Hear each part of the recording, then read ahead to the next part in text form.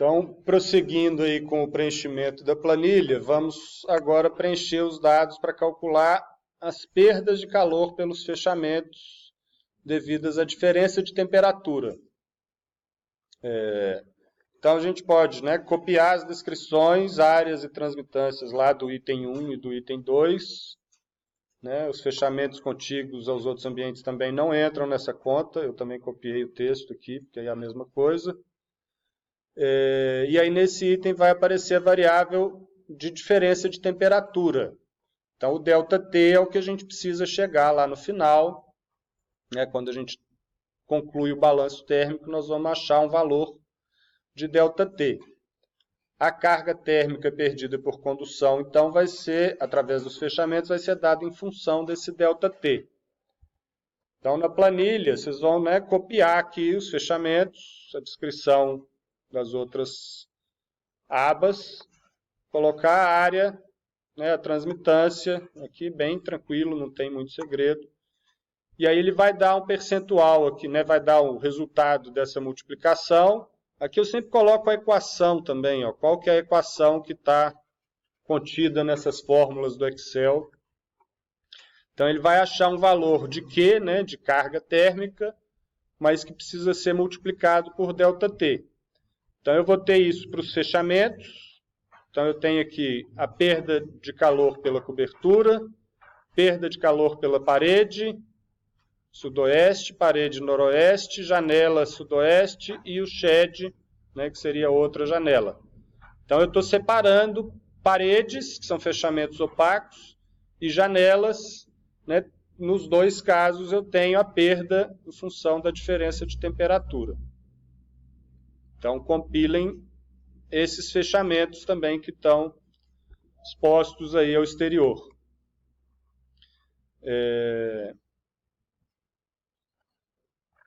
O item 5, aí a gente vai considerar a ventilação. Então, no primeiro momento, a gente vai considerar uma taxa de renovação considerada adequada. Então, esse gráfico que a gente está vendo aqui, ó, é um gráfico que faz uma recomendação do número de trocas de ar necessária conforme a ocupação do ambiente. Então, eu tenho aqui nesse eixo o volume do ambiente em metros cúbicos por pessoa. Então, no caso dessa sala, por exemplo, teria que saber qual que é o volume dessa sala, quantas pessoas ela pode abrigar, né? Vamos considerar a sala cheia, 50 pessoas. Então, o volume dividido pelo número de pessoas, eu vou ter quantos metros cúbicos por pessoa. E aí, em função do volume por pessoa, eu vou ter uma vazão requerida de ar em metros cúbicos por hora. Então, quantos metros cúbicos precisam passar por essa sala? Metros cúbicos de ar, né, vão precisar passar por essa sala para que a gente tenha, né, a taxa de renovação mínima. Aqui eu tenho 3 curvas de referência. Então, a curva A é uma vazão mínima para provisão de oxigênio, né, para a gente não ficar asfixiado dentro da sala. Então, um valor mínimo quase insignificante. Depois tem uma taxa, a curva B seria uma taxa um pouco maior para evitar a concentração de gás carbônico. Então, isso é uma taxa de renovação higiênica, né? A curva C, eu acho que essa é a mais adequada no nosso caso aqui, para dissipação de odores corporais em atividades sedentárias, né? Então, a troca de ar mínima para higiene, né? Renovação do ar.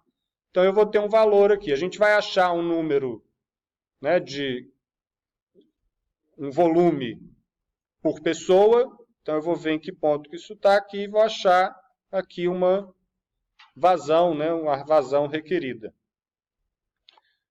Então, por exemplo, né, pegar um quarto de 8 metros quadrados, com 2,7 metros de pé direito, ele teria um volume de 21,6 metros cúbicos. Se tem 2 pessoas nesse quarto, o volume por pessoa, né, divide por 2, 10,8. Então, para 10,8 metros cúbicos por pessoa, qual que é né? E aqui de 10 a 15, essa tabela não está exatamente igual ao gráfico, não, mas eu vou precisar aqui de uma ventilação mínima de 15 metros cúbicos por hora.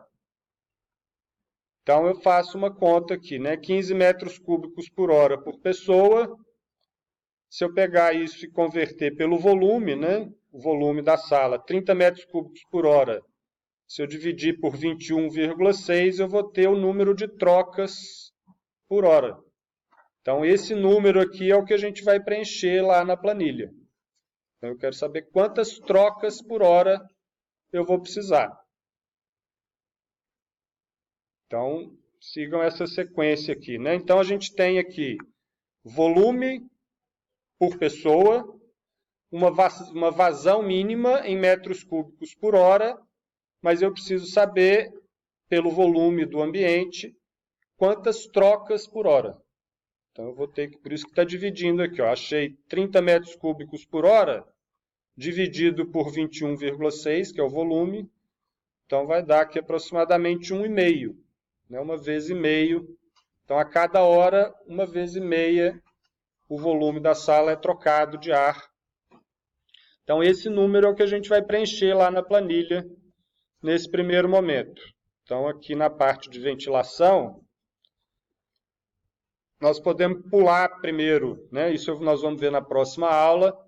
Vamos pular todas essas tabelas aqui, vamos direto para essa que está destacada em laranja, que a gente vai considerar aqui uma taxa mínima de renovação. Deixa eu ampliar um pouquinho aqui. Então, o número de trocas de ar e o volume do ambiente. Então, isso aí vai fazer a conta de acordo com essa equação, né, que é aquela equação que eu coloquei no slide no início da aula. Então, é 0,35 vezes esse N, vezes o volume, vezes o ΔT. Então, eu também vou achar aqui uma carga térmica em função de ΔT. Então, preenchidos esses 5 primeiros itens, a gente vai ter o balanço térmico. Então, aqui a gente não vai precisar fazer nada, é só ver o resultado. Então, aqui eu tenho os ganhos de calor pelo fechamento. Então, a planilha já está puxando o resultado lá da aba número 2, aqui, do item 2. Os ganhos por fontes internas, ela já está puxando o resultado, já está com fórmula. As perdas pelos fechamentos e as perdas pela ventilação. Então, já está tudo somado, eu vou achar esse ΔT. E aí, o ΔT, a gente vai precisar agora considerar o fator de inércia. Então, depois que a gente fez as contas, o balanço térmico vai ser apresentado, e aí a gente vai ter que considerar o fator de inércia. Então, eu vou fazer uma pausa aqui, e no outro vídeo falo desse fator de inércia.